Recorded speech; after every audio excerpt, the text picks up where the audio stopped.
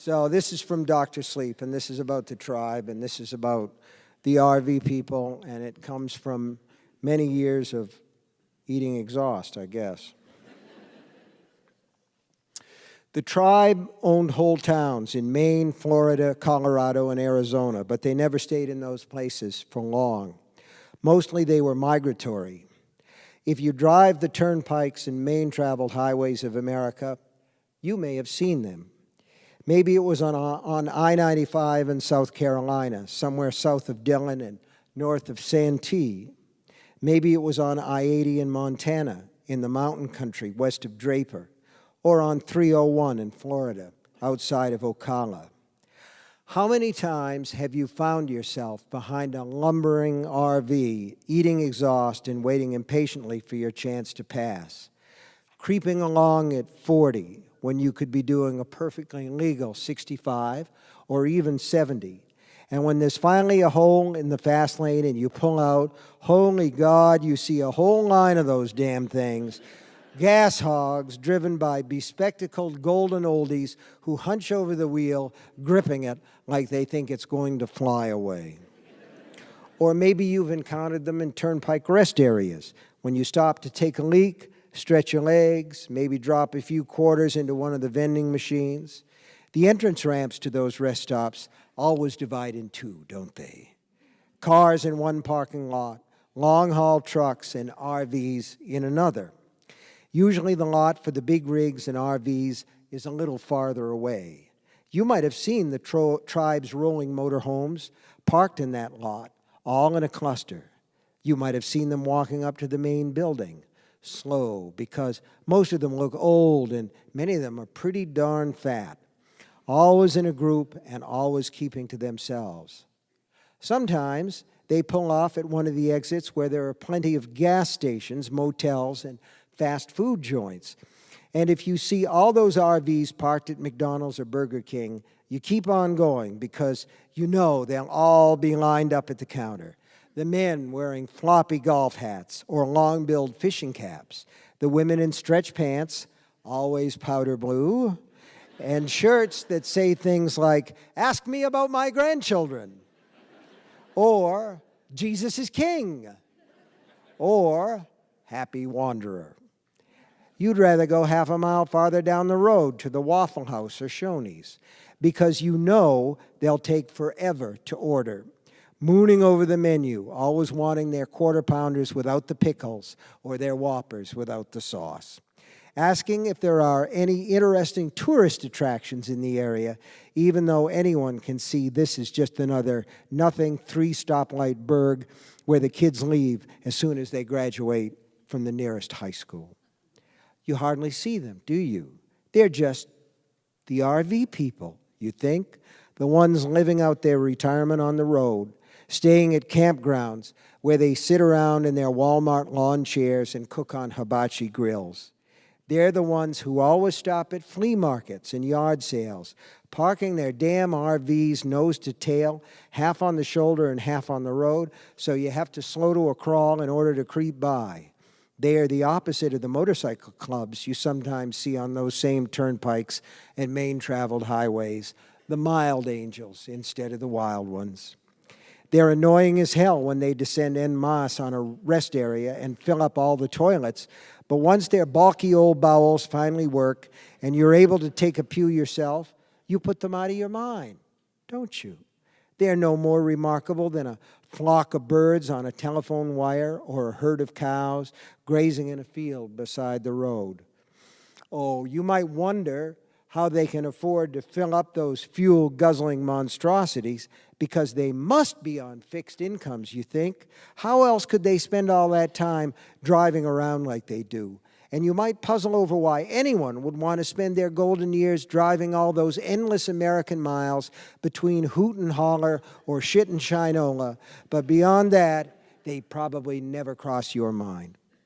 And if you happen to be one of those unfortunate people who has ever lost a kid, nothing left but a bike in the vacant lot down the street, or a little cap lying in the bushes at the edge of a nearby stream, you probably never thought about them, did you?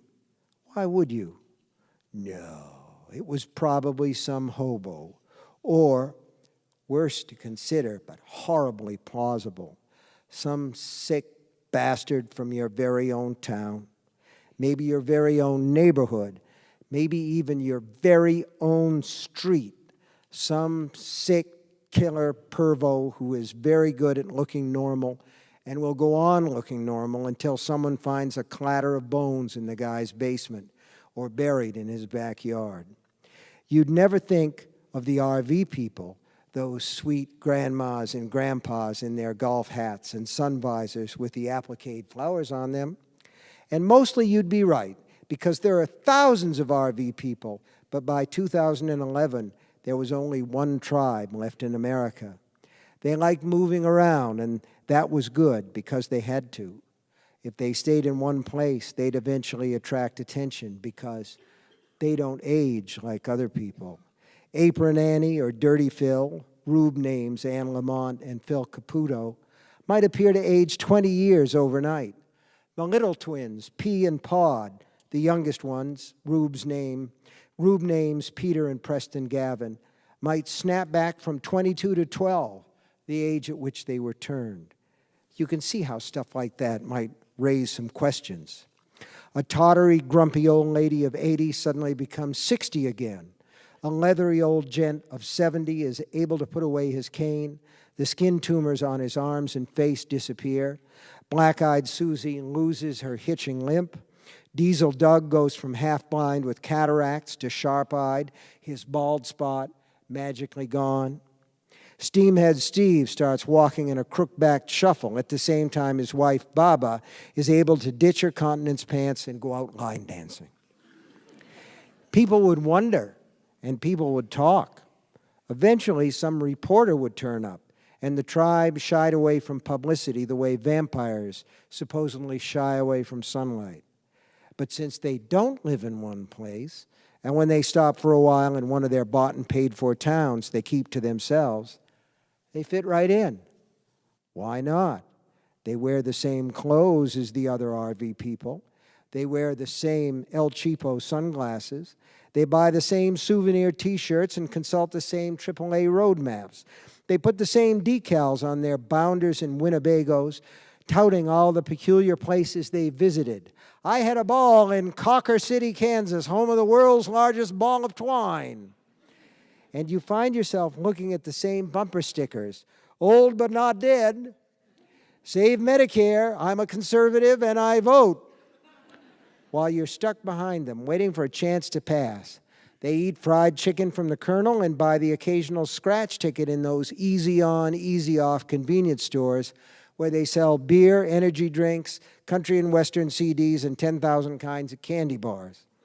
If there's a bingo hall in the town where they stop, a bunch of them are apt to go on over, take a table, and play until the last coverall game is finished. At one of those games, Greedy G, Rube named Greta Moore, won $500. She chortled over that for months, and although they all have all the money they need, it pissed off some of the other ladies to no end. If one of them happens to get stopped for speeding or some other minor traffic offense, it's rare, but it does happen. The cop finds nothing but valid licenses, up-to-date insurance cards, and paperwork in apple pie order. No voices are raised while the cop's standing there with his citation book, even if it's an obvious speed trap. The charges are never disputed. All fines are paid promptly. America is a living body. The highways are its arteries, and the tribe slips along them like a silent virus. But there are no dogs. Occasionally, ordinary RV people travel with lots of canine company, usually those little dogs with white fur, gaudy rhinestone-studded collars, and nasty tempers. You know the kind. They have irritating barks and ratty little eyes full of disturbing intelligence.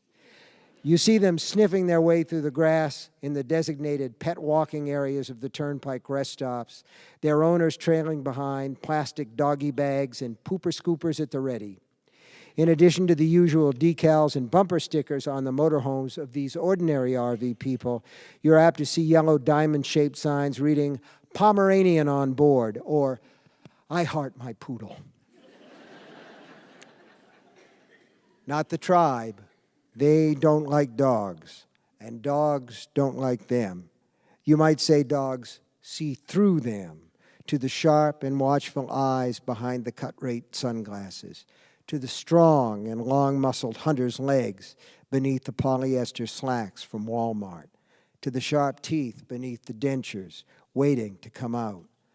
They don't like dogs, but they like certain children. Yes, they like certain children very much. Thank you.